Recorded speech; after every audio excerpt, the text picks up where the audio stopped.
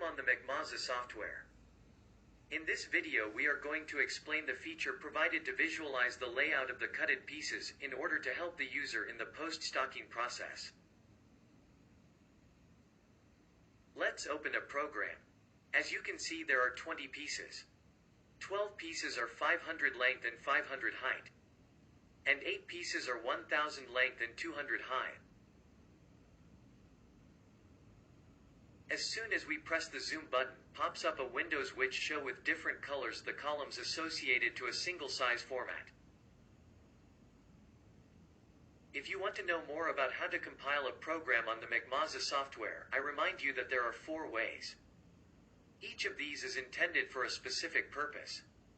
These 4 criteria are explained in a training course that you find on a specific section posted at the link below.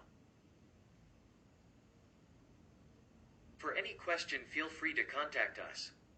Thanks for watching.